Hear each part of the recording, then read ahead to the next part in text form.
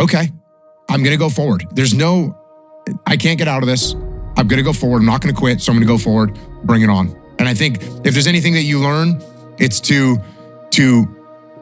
keep pushing through things that suck. And I would love to say like, keep pushing through adversity, but this isn't adversity. This is just things that suck. It's one level below adversity. Adversity is when you're having a challenge. This is just something that's going to suck and you're going to have to push through it. Those I can't catch a break guys, get them the fuck away from me. I can't be around those guys. I don't want to hear that shit. I don't want to hear that shit. I don't buy it.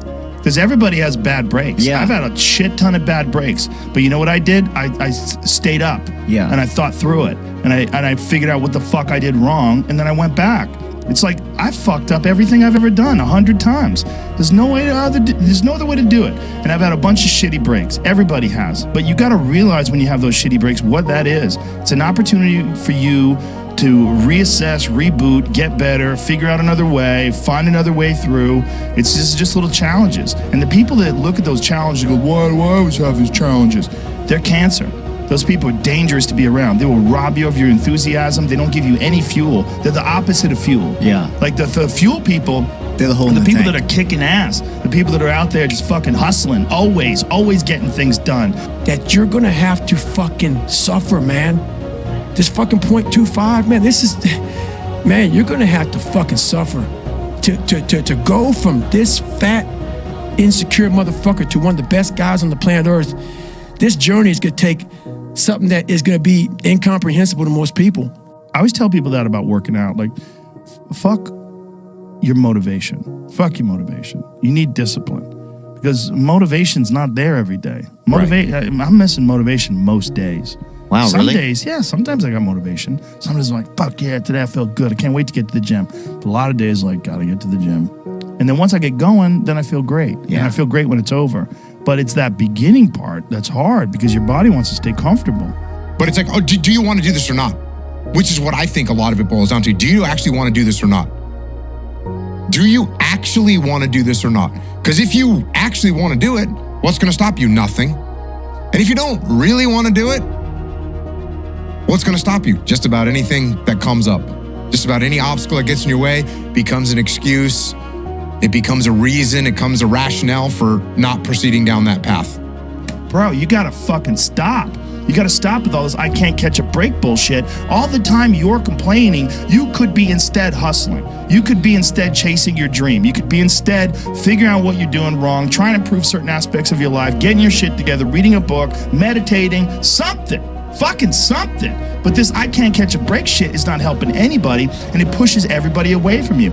But some people, they get caught in that pattern, and it might be their parents, it might be how they were raised, somebody might have told them they were useless real early on, and it stuck, and they never feel like they get enough reassurance, they never feel like they get enough motivation, and they feel like other people get more. And they look at all these other people, how come he gets that? How come she gets this? How come he's got that going on? And that's bad for you too. That shit ain't no good for you. It's how you handle your sufferings. You know, when you're going through something really challenging, how do you show up within it? Do you choose to become a victim of complaining and misery and shitty, or do you find meaning in how you show up in the suffering, you know?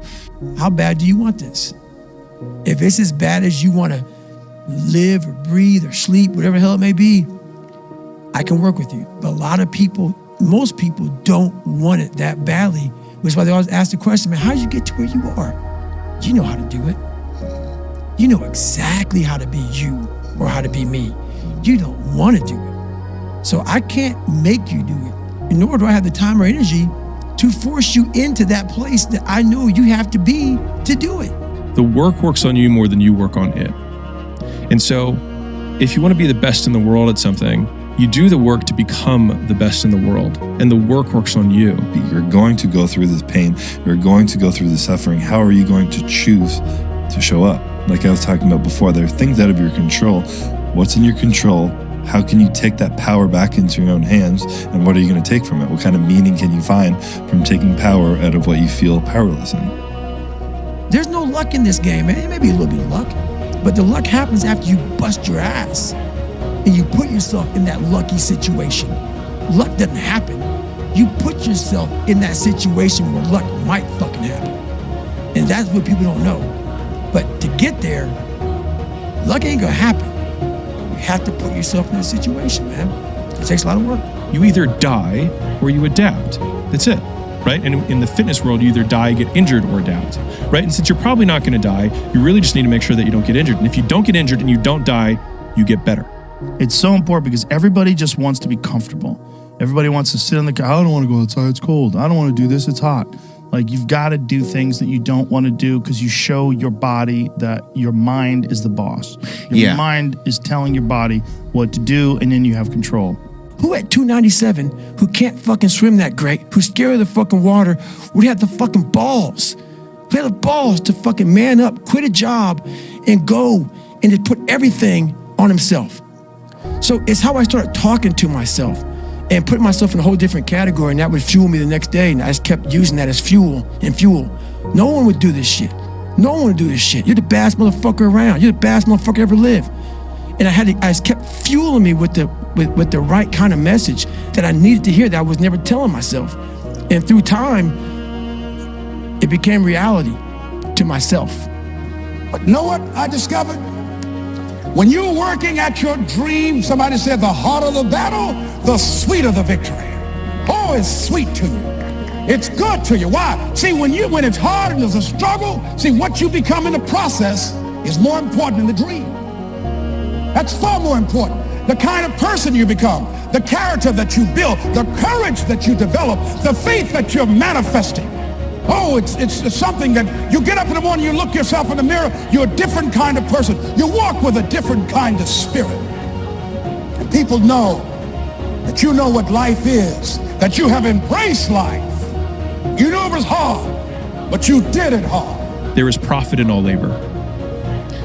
And that means that even if the thing that you're working on right now doesn't amount to the outcome that you expected that it would, it doesn't mean that you don't become better through doing it. Like this voice in your head that wants you to do nothing. This voice in your head, and he calls it resistance. Yeah. And he talks about this resistance that is in your head and that you have to decide that you are a professional. This is what a professional does. A professional goes to work. If you have to ask how to get motivated to go to the gym, you don't need to be going to the gym. You don't want it enough. When you're sick and tired of looking and feeling like shit, you'll show up, motherfucker. I'll see you there. Because you're going to look in the mirror and you're going to be like, fuck that. You're going to want to be in the gym. And if you're going to make this a lifestyle, you have to lower the barriers, make the gym cheaper, closer, training partners, exercises you like. And you have to raise the impetus, goals, inspiration, and a fucking goddamn real desire to be there. That's why since that moment where I lost everything, and then I was able to make more in the next 12 months, I realized that no work is wasted because I am the output of the work, not the outcome. And what works is if you dedicate your time and your focus, like realistically, with a professional, disciplined effort to creativity. You show up every day like a professional, but you show up to be creative. If you just do it on a regular basis, ideas will come to you. And so whatever the next mountain that you're trying to climb is, of course it's going to be higher, but it's going to require you to go through the smaller mountains to get to that point. So because the more able you are, the more able you realize you can become.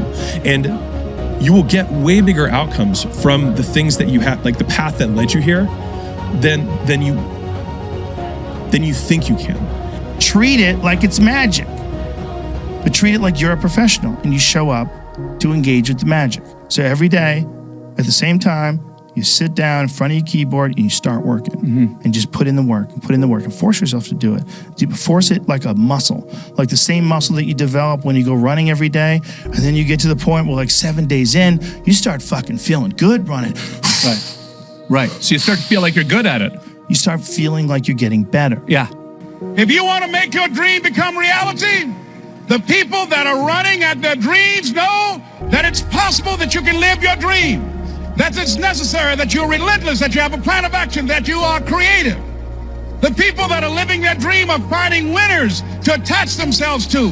The people that are living their dreams are the people that know that if it's going to happen, it's up to them. And they're resolving within themselves, it's not over until I win.